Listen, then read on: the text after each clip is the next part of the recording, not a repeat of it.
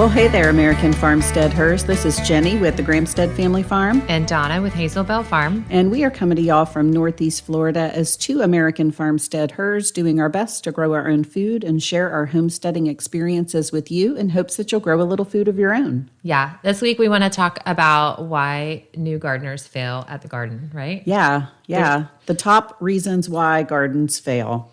So what's the thing that people who don't garden say to you when you post pictures of your produce? It's always something along the lines of, oh, I tried to grow a tomato plant once and it died, and so I have a black thumb. Right. I could never do that because I have a black thumb. Yes. No, you don't. And we're going to talk about why that is and why you can grow food too. Absolutely. Okay, so let's go through the mistakes that they make and the reasons they fail. So that first thing that you mentioned, they tried something one time. Right. It didn't work out. Right.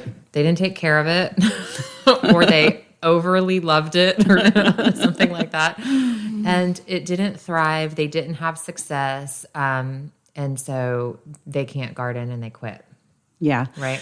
And I think one of the biggest mistakes that people make with the gardening is that they're just not spending enough time out into the garden. Right. And not that the garden has to take a whole lot of time, because I honestly feel like once it's set up, if it's set up in a good way, it doesn't take a ton of time.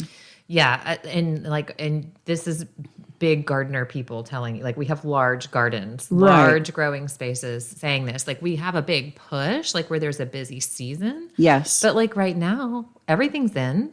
Yeah. And there's kind of really nothing to do. Right. I mean, at this point, now that everything's in, I might be side dressing some stuff with compost. Right. I mean, I'm still walking through checking, looking for bugs, which I have already found worms on my tomato plants. I have stink bugs. And watering. But, you can cut down on a lot of your watering if you have mulched your garden or done some type of cover for your soil. I mean, that is a huge time saver. Or put up some kind of like timer on your sprinkler or whatever. Yeah, you can definitely save some time there.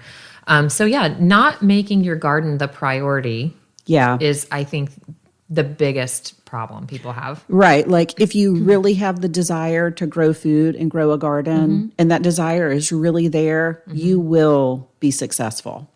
Yeah. And let me just give a quick example of where I've seen this as a true statement in my own garden. So like, especially like in the early years. So my first garden, I didn't know what I was doing. But I did make it my priority, right? And I've told this story before where I bought broccoli to grow in summer. And that's just not something that you do here where we are in 9A, right? Right? So I didn't know better. And I still didn't know even like the following year.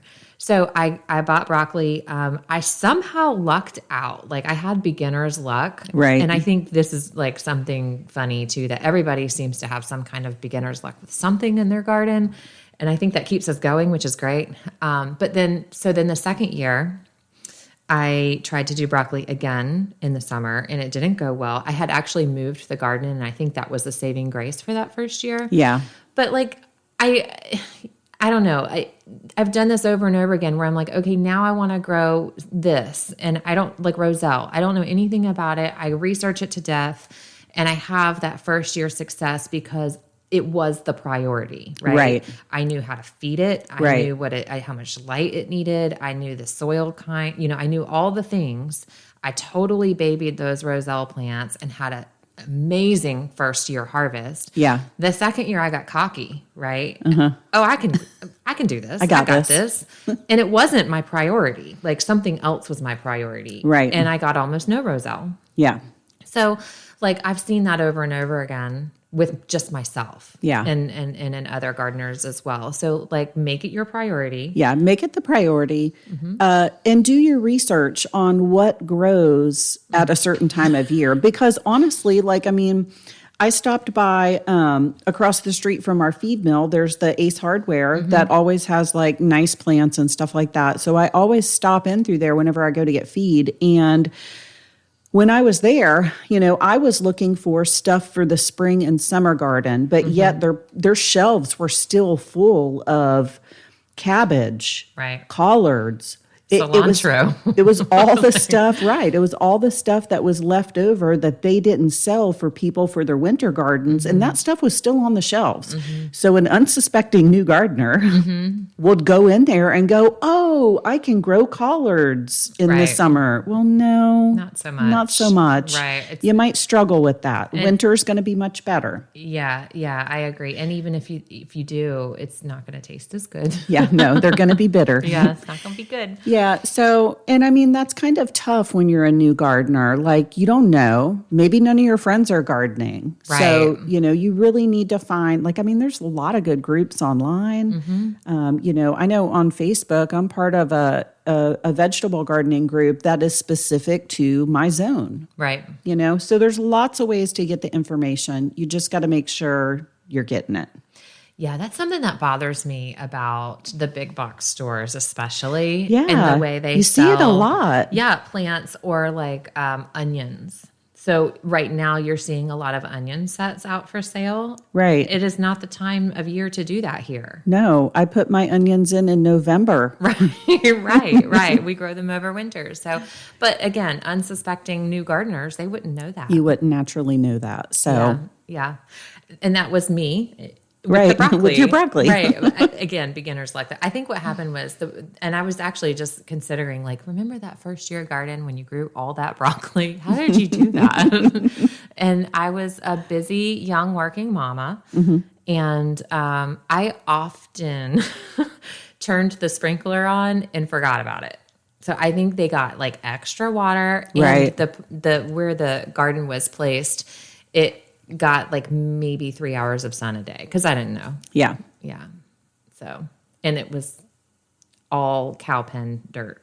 Right. So like it was super nutrient dense. It got a lot of water and a lot of shade for a summer garden. Yeah. So I think that's what brought me broccoli in summer. So if you want to do that, then there you go. That's the formula apparently. But the next year, again, I think we moved the garden and I think I just didn't pay attention to it. It just wasn't the thing I was excited about. I think I was probably into tomatoes or something else. Right. So Right. yeah. So another thing that we talk about, when, besides that I killed it once, not in, I guess maybe this goes into priorities also, but if you're not spending any time around your plants, you don't see disease or Right. pest pressure. You Yeah. know, like I might think there's nothing to do. There's nothing going on. And so I don't go out there. Right. But what do they say? The garden's best friend is the gardener's shadow. Right. Yeah. And it's true. But I mean, you can just about be out there walking around. And I mean, once you start to learn to know what you're looking for as Right. far as like pest pressure. Squash bug eggs. Yes. Or a little hole in one vine on a cucumber plant could Right. mean no cucumber plant tomorrow. Right. Or those bottom leaves on your tomato plants. They have a couple of brown spots on them. Well, you better get those trimmed off. Right. I need to do that actually. Yeah. Yeah. So I did not trellis my tomatoes. I did the y'all do as I say, not as I do thing. Like how many times you say, like, if you're going to plant something that needs to be trellised, have your infrastructure in place first. Right. I did not because I needed help with that. So I Right. did the part I could do, which was plant the tomatoes. Right. So they got a little floppy on the ground, and I've got some bacterial wilt on those leaves. Yeah, I have to get them trimmed up now that they have trellis. So Yeah. that would be another thing that I would caution you against is not trellising what needs to be trellised. Yeah. Know what you're growing, because certain plants are going to like a trellis and certain plants don't need a trellis. Yeah. And it's not only tomatoes, like if you think about your beans, you've got those beans that like to climb and then you have bush beans. So there's different varieties of things. So know what you're growing. Or even like certain plants just like a little extra support, like peppers. Like some of your Right. peppers can grow to be, 2.5 feet tall. Yeah. Sometimes might they like a little appreciate- cage. Yeah, especially if you are in a thunderstorm prone area with lots of wind, Right. Right. They might like a little help with that. So Yeah. So while we're kind of on the subject on why some gardens fail, it would be pest and disease. big time. big time. Yeah. I mean, I would say like the whole blight issue, in hot, humid areas are probably one of the biggest reasons why people fail with tomatoes. Yeah. And honestly, like that's the thing that takes out our tomatoes every summer. Right. When they're done. Right. Done. Like, Yeah. I mean, just because we have a successful garden doesn't mean that we don't struggle with these issues. Right. Like, I always have blight in my garden, Right. because once it's there, it's essentially there. You're not getting rid of that, the organism from the soil. Right. I mean, unless you're sterilizing your soil, and that's not what we want. Yeah. So, yeah, it's always going to be there. You're always looking for it. You're always treating for it. What do you do for blight? I really just stay on top of keeping my plants pruned. I am a heavy pruner when it comes to that. And as soon as I see a brown spot on a leaf, that stem's gone. Yeah. And don't keep those trimmings in your garden. Like, it's really tempting just to like throw them down on the ground. But those things that have blight on them need to be taken out of the garden so the problem just doesn't continue to get worse. Yeah. Don't put them in your compost, especially. They go right in the fire pit at my house. I was going to say we burn them. Yeah. Yeah. They go in the fire pit. Yeah. So besides blight, and I do too. I mean, to heavy prune is a good way to attempt to prevent. I mean, like we said, you're not going to prevent. Not Right. here. Right. Not in a No, I mean, where it's it gets just to be 100% humidity. Right. It's just a common problem. But heavy pruning is going to help not only slow it down, but just provide good airflow. You just want to make sure that you're not creating a situation with your plants where it's going to make something like blight thrive. Right. Additionally, starting with a good, healthy soil. Yeah. Like making sure you're building up soil over time, feeding your soil, not your plants, is going to help you have a healthier plant that can fight off the blight. Yes, absolutely. And then have your pest control measures on hand. Yes. Yes. Which I do not have BT, and I already found worms on my tomatoes. Did you really? Yeah. So I did walk through my garden this morning for a brief minute to turn on the sprinkler and just check a few places. And so I did notice, so I've got some succession sowing going on with green beans. And one box is about 2 weeks ahead of the second box. The second box is just now coming up out of the soil.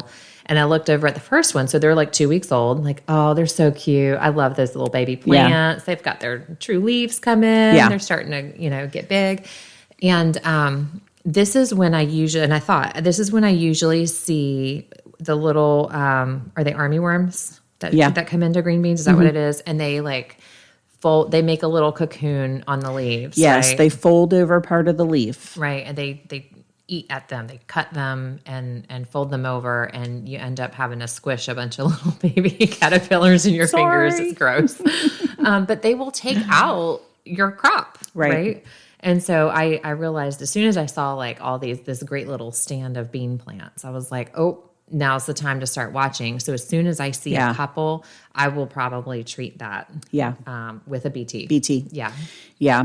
And so while we're on the issue of like succession sowing and new plants coming up, I sowed my green bean seeds like super heavy this year because my seeds were kind of old. So I just wanted to make sure that I had enough come up, and like they all came up. And and I don't normally do that with my green beans because they're kind of like a tried and true, kind of easy thing to grow. Yeah. So I don't usually heavy seed them like that, but I did this year. And so what do you think the best age, because that's another reason why new gardens fail. You plant too heavily, too densely, you sow too many seeds, you don't thin them. Too much competition. Right. And I think that when they're seedlings, I think that they almost benefit from a little bit of competition. Like, I don't know if, I like to let them fight it out when they're young and see who's going to be stronger. Yeah. So what do you think the best time is to thin something like a green bean? Oh, gosh. I don't think I've ever thinned green beans because I normally plant appropriately. Mine are like one seedling every inch. Okay. Oh, my gosh. So beans don't like their roots to be disturbed. So I probably would do those pretty quickly. Yeah, and cut them. Instead of pull them. Yeah. Right.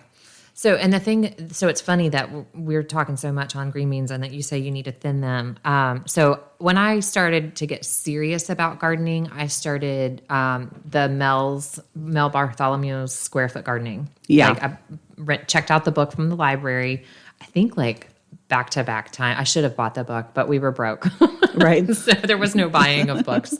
But I checked it out a couple of times, and I love that intensively planting. You can feed plants anything and they'll grow. That's what really got me hooked on the garden. And so my gardening method now is like a meld of different philosophies in gardening, right? And so like I can appreciate square foot. I can also appreciate no-till as much as I can appreciate tilling, right? So like I kind of do a combination of things. And I went back to that intensive planting for the beans. Mm-hmm. And now I'm looking at it going, I don't know. Like so green beans in particular are supposed to be 9 per square foot. That's a lot. That is a lot. But so I've done it successfully in the past, like when I was new to it. Nowadays, I usually go like every 6 inches, which would bring... Yeah. Oh, I guess that is 9 per square foot. Is it? 6 inches? 1, 2, 3. Yeah, I guess it would be. Anyway, but I don't think I do. That's just off the top of my head, every 6 inches. I think I probably go more like 8 inches and grow nice, big, flush plants. But I mentioned before, I got that seeding square for Christmas. And so green beans is one of the things that, you want to direct sow those beans. And so I thought, this is a chance to use it. And yeah, it's marked out 9 per square foot. And so they've come up and I'm like, I saw your picture. That's a bunch of green beans. A bunch of green beans all together. We'll see what happens. Yeah. It'll be an experiment if nothing else. And if I don't get good green beans, I'll have to do it again in the fall. Right. So I'm thankful we can do that. Right. So. Well, I mean, you can always do that bed and then succession sow, a couple of other times somewhere else and do it a different way. See how it comes out. Here's the problem. My garden is full. Yeah. I still have. You still have a lot of winter stuff in there, don't you? You have cabbages. I do have a lot of cabbages. Onions. Yeah. And we got potatoes in, which will be coming out sometime soon-ish. I feel like we take potatoes out in May. Yeah, May or June. That's usually when I like to go behind with like my zipper peas. Yeah, me too. Yeah. Me too. Okay, so yeah, you're right, not thinning. That's especially true with things that come recommended to heavy, so like carrots. Carrots, yes. You've got to thin them carrots or you are just not going to get carrots. Yeah. I don't have so much trouble. So squash, and I talked about this a couple weeks ago, like squash and okra. When I direct sow any kind of those seeds, I plant 2 at a time. Right. 2 to 3 even. Right. And then, see which one's going to be stronger and clip the second and third. Yeah. I don't pull them out. I clip them. Yeah. So the roots aren't disturbed. I forget why I was saying that, what the point of that was. But yeah, that has to be done. Like you can't forget to do it. If you do forget to do it, that's what it was. If you do forget to thin those, even if it's just 2 plants or 3 plants, none of them are going to do well. Right. So you want one of them to do well. Yeah. So yeah, absolutely. So another reason why gardens fail, weeds. Weeds. Oh.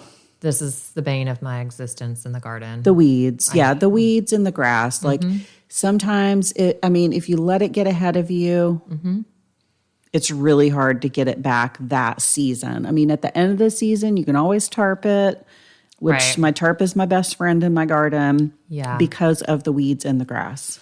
I'm convinced I need some heavier tarps for my grass. Yeah. My grass, it's just relentless. It's crazy. It is crazy, which is why I bought a tiller, because I was digging so deep to get the rhizomes out for the grasses we have in the garden that are spreading in there. I was like, I'm tilling by hand. Like I'm spending hours and hours of back breaking. Like literally my back hurt so bad after pulling grass out of the garden. I was like, this is stupid. I'm getting a tiller. Yeah. Because I'm already tilling. Yeah. So that's my reason for appreciating the till garden. Yes. Yeah. If I could have gotten my tiller fixed, I totally would have tilled the perimeter of my garden I probably wouldn't have done my rows, because in between my like in-ground rows, I've had pretty good success with keeping the weeds and the grass down in between my rows and in my actual beds. It's the perimeter and my large walkways that get out of control. Me too. So Definitely the perimeter. definitely the perimeter. And last year when we put down mulch and we mulched the perimeter, it just made it mad. Like, You know what got mad at me with the mulch is the dollar weed. yes. Like, it went crazy. Yes, that's what happened to me last year. So this year, I wanted to mulch the garden again, but I remembered how bad that got around the perimeter. So the perimeter now gets mowed or weed whacked, and then I only mulched in between my rows. But before I put all that mulch down, we had mulch in between the rows from last year that has already been there essentially for a year. So it's had a little bit more time to break down. So before I put my new mulch down, I raked all my old mulch up into my beds, because it's a little more decomposed. The pieces Right. are a little bit smaller, and I was really starting to see a lot of soil on my beds. Yeah. So you want to get that covered. So I raked up all the old stuff in the beds and then remulched my walkways. And then I'm just going to stay on top of the rest of it with the weed whacker. Yeah. I took the lawnmower to the perimeter Yeah. of mine this weekend, and it looks so much better. I know. Doesn't like- it look so much It's better like when you it's do the not- work? Yeah, it's not overwhelming now. Like it's like the rock going downhill, or the snowball going downhill. The rock picks up more rocks. No, it's like the snowball going downhill, and it's motivating to keep going and do something more. Yes. I mean, you see it and you're like, oh, there's hope. Yeah, there's definitely hope.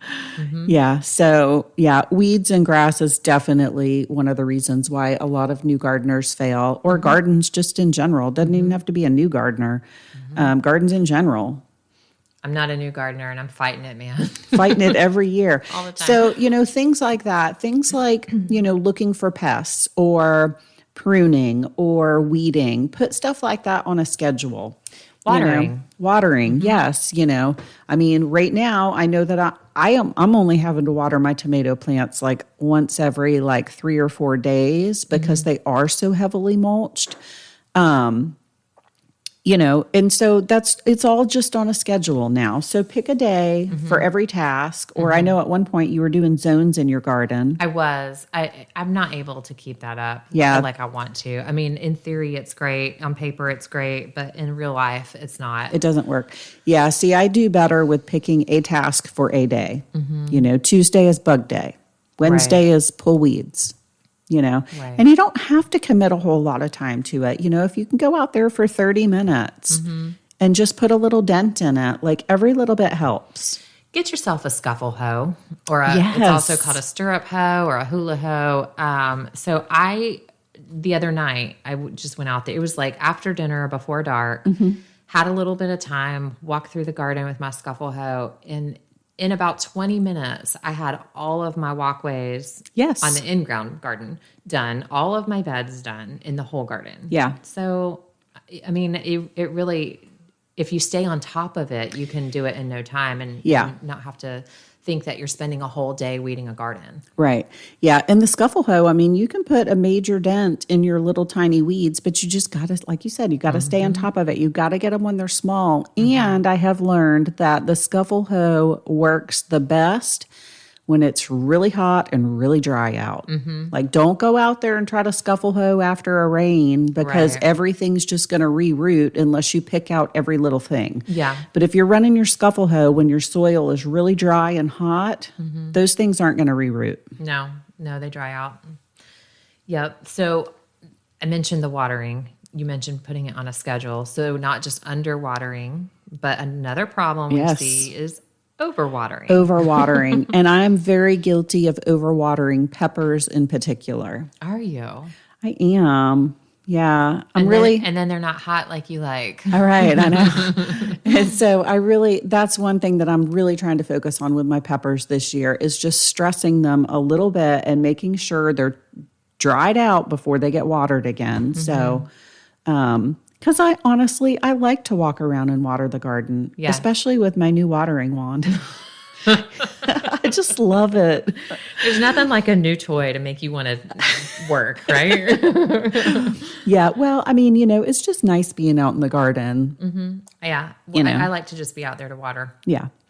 which is why still we haven't done any kind of like permanent irrigation system because Yeah. I like to water.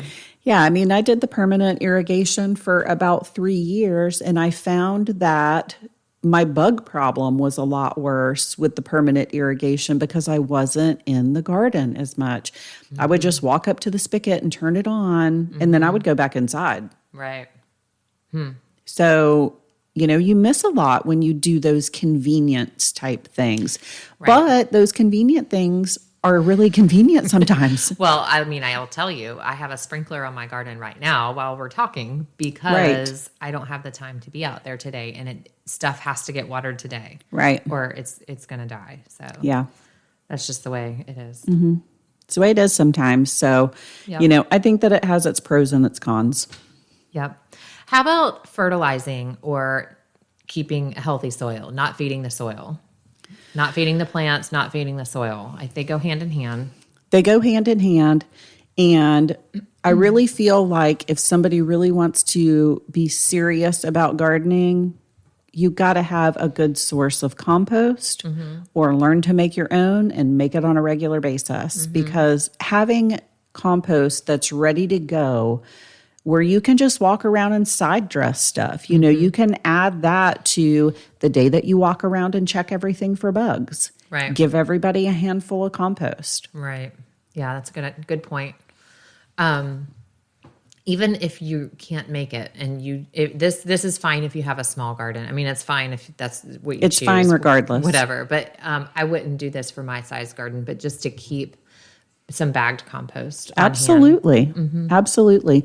Or a nice big bag of worm castings. The garden soil will love that. So, and, too, at the beginning of the season, I've heard people say oh, well, I put compost in the garden, last spring. Right. Go ahead and add some again because, it gets used up. Right. The plants took it all up. There's nothing left. Yeah, it takes it all up. The organic matter breaks down and decomposes, and at some point, it's going to be all gone. So, my rule of thumb is at the beginning of every growing season, I'm adding compost to all of my beds. Which for us is twice a year.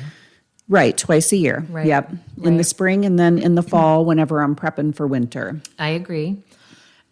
If you're not seeing results with your compost, you can have compost that is nutrient deficient, right? Yeah, well, and if you look at the studies on the nutrient content of compost, it's actually very low. Like the nitrogen will usually be at 1 or 1.5, Right. and then your potassium and your phosphorus are going to be at 0.5 to 1. Right. That's not much. No. If you consider traditional fertilizers are 10, 10, 10. Right. That's a huge difference. Right. Huge difference. So, there's a lot of plants that, compost is great. Compost is fine, but you're going to run across some plants that are just heavier feeders that are going to need more Some than just compost. Right. So keep that in mind and figure out what it is that you want to use as more, whether it's an organic or an inorganic or a traditional or an unconventional chicken blood or you know what I mean? Right. Whatever floats your boat, just get your plants and your soil fed. Right. That's the point there. Now, there is a downside to overusing, a commercial Fertilizer. Yeah. Right. Yeah. You can oversalt your soil Yeah. for sure and kill all the life. Right. Which you don't want to do that. Yeah. Yeah. If you're going to buy a conventional inorganic fertilizer, follow the instructions. Absolutely. Do a test patch even and see how your plants react. Yeah. Instead of just putting it out. Yeah. And I find that fertilizers like that, you don't have to use them as much. Right. But if you're using something like fish emulsion or worm castings or blood meal, any other type of organic fertilizer, those things you just have to add to the garden more. So, yeah, the plants go through it faster and they're a much weaker right. density, I guess, Right. of the nutrient. Yeah. Yeah. So not feeding your soil. That's another reason why gardens fail. Which brings us to our last topic, or our last little subtopic here on the topic. And so let's say you had a great, successful garden, which is a whole other topic. Like, what is a successful garden? Is it to get the fruit, or is it the journey to get the fruit, right? Right. Are you a gardener, or do you just want to be a harvester? Right. And a successful garden is going to be different for everybody. Right, right. But in this context, let's say you have a bunch of fruit out there. Right. You did it. You grew the tomatoes, right? Right. You grew the cucumbers. Right. And then you got busy with life. Right. And then you didn't harvest said tomatoes. Yeah. And then you get a heavy rain and all of your tomatoes split. Right. And then you go out there and there's gnats all in the splits of your tomatoes. And there's no salvaging them. No. You can turn them into eggs and bacon. Right. So you can have a successful garden and it be essentially ruined in the end if you're not harvesting things on time, which I am totally guilty of. I'm totally guilty of leaving beans on the plants for too long. I was just thinking beans. And Okra. they get rubbery. Okra, like I can't tell you how many pieces of okra have become pig food at my farm. Right. Yeah, squash, you can Right. you can overgrow. I mean, all the things. There's so much wasted food in new gardens. Yeah. And old gardens. Yeah. I mean, we're just as guilty. Yeah. But there's so much wasted food by not planning that, hey, I'm going to have a harvest in May of tomatoes and it's going to be a big harvest and I'm going to have to do something with them. Right. Right. And being prepared to deal with that. Even if it's just, a short-term fix, like put them in the freezer. Right. Right. Learn how to do that and understand, like leave the white space in your calendar when you plant those things that, oh, I'm going to have to harvest and process. Right. Right. So even if I do harvest, here's where I mess up. I harvest, I bring the basket of food in and set it on the back porch. Yeah. Like where I like to wash my vegetables. And then it sits there until 2 days later. Right. And then it gets moldy. Yep. Terrible. It happens. I mean, life gets busy. It happens. I've done it countless times. Yeah, me too. You know what? I know another reason why gardens might fail. Why? Not enough sun. Right. Or too much in sun. Florida, you could have too much sun for sure. Yeah, I'm actually planting shade into my garden with moringa and roselle. Yeah. So designing so that some of your taller things like your okra and fruit trees and that kind of thing can provide a little shade at certain times of the day so that your garden's not getting a full 12 hours of full sun if you are planted in a field, right? But I think more than too much sun is not enough sun. Yeah. Not enough sun. Yep. Absolutely. Yeah, so keep that in mind. Most places that's going to be 4 hours of sunlight is a full sun, 4 to 6, depending on the plant. So not planting in the sun is going to bring stunted little tiny plants that try to fruit when they barely have their true leaves. They're cute for trying. Don't really give you much though. So yeah, that's a good one. So yeah, we thought it would be hopefully helpful to y'all just to hear kind of a little hodgepodge of why gardens fail often.